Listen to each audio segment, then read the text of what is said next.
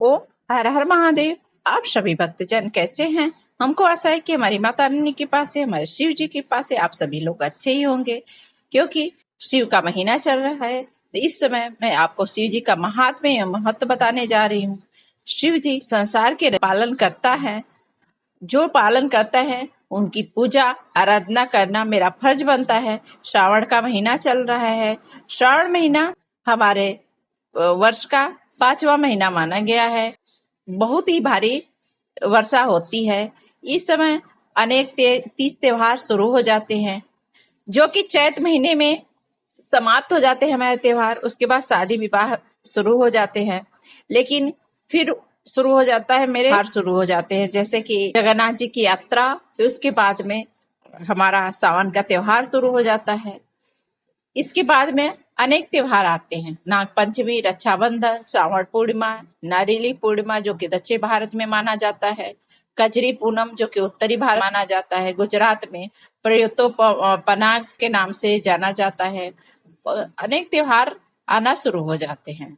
इसी में हम लोग व्रत भी रहते हैं। सारी कुंवारी स्त्रियां या सौभाग्यशाली स्त्रियां भी यह व्रत को रखती हैं। सावन का महीना बहुत ही पावन, इसको जो लोग करते हैं उस पे भोले बाबा प्रसन्न होते हैं।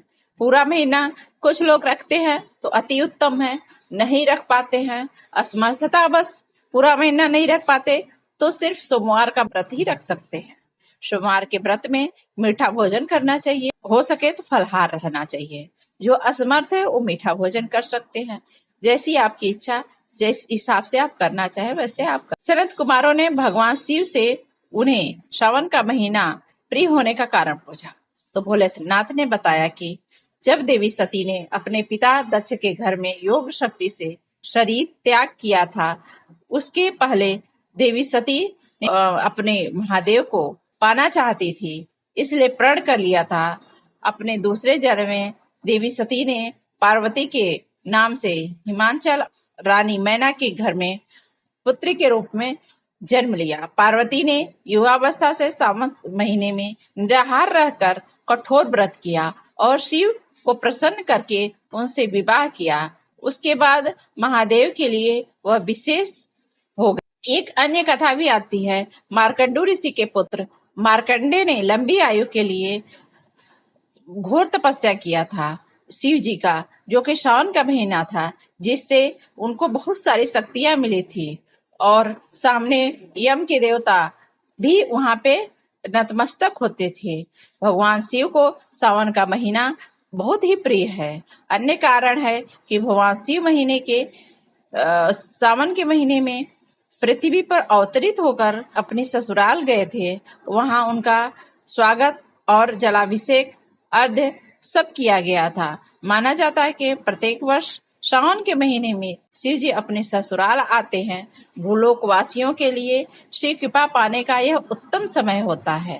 पौराणिक कथाओं में वर्णन आता है सावन के महीने में ही समुद्र मंथन हुआ था। समुद्र मंथन के बाद में हलाहल विष निकला था, उसे भगवान शिव ने अपने कंठ में समाहित किया था। देवी देवताओं और मनुष्यों की रक्षा की थी। विषपान से महादेव का कंठ नीला पड़ गया था, इसलिए हमारे महादेव का नाम नीलकंठ पड़ा।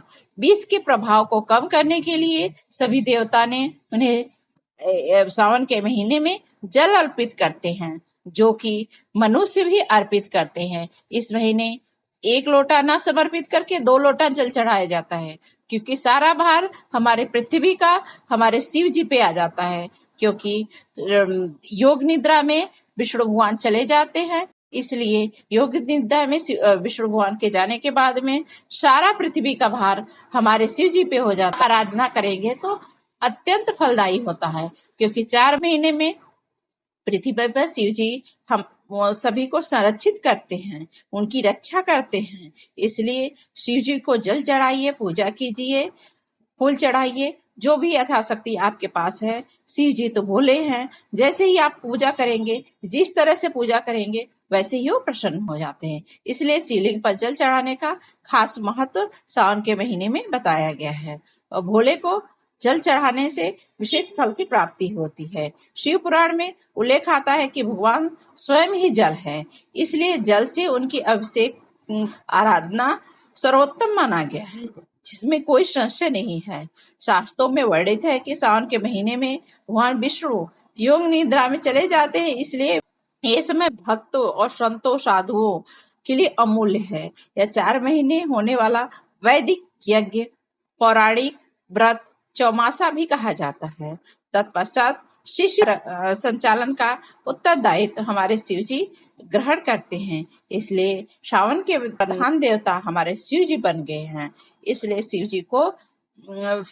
जी हैं, इसलिए उनको जल और पूजा उनका किया जाएगा। सावन के महीने में भगवान शंकर की पूजा करके परिवार के सदस्यों के साथ पूरी श्रद्धा और भाव से उनकी पूजा आराधना करना चाहिए।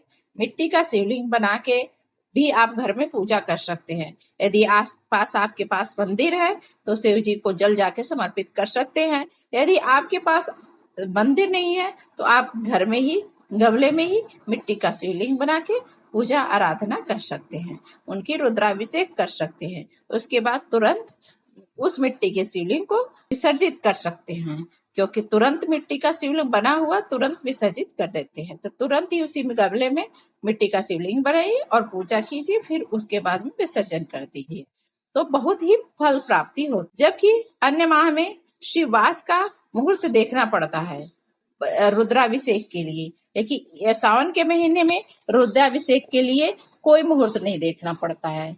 जल, दूध, दही, घी, शहद, शक्कर, चीनी, गन्ने का रस, शिव जी का रुद्राभिषेक किया जा सकता है। अभिषेक कराने के बाद बेलपत्र, समीपत्र, कोसा तथा दूब आदि से शिव जी को प्रसन्न किया। फल, फूल, भांग, धतूरा, श्रीफल यानी नारियल का भी भोग लगाया जा सकता है, लेकिन हाँ, नारियल को तोड़ना नहीं चाहिए, श्रीफल को तोड़ना नहीं चाहिए। नारियल को साबुत ही चढ़ाया जाता है तो फलदायी होता है, क्योंकि खंडित चीजें हमारे शिव जी पसंद नहीं है।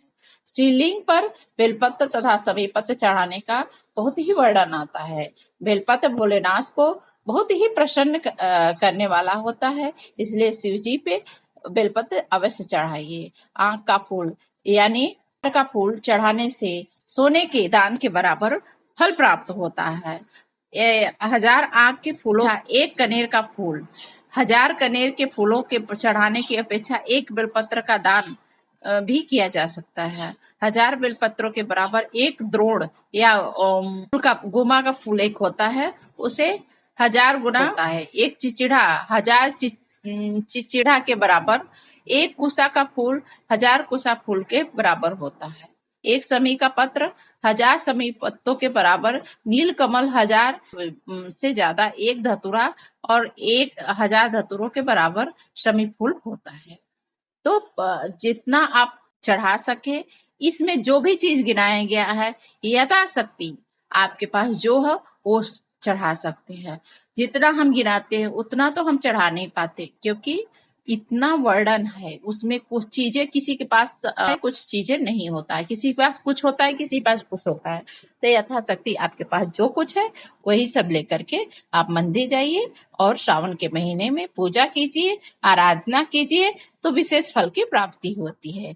आइए हम सावन के महत्व का तो वर्णन किए, उसके बाद में सावन के महात्म्य मास का पहला अध्याय तो श्रवण किया, अब दूसरा अध्याय श्रवण करने चलते हैं। ओम हर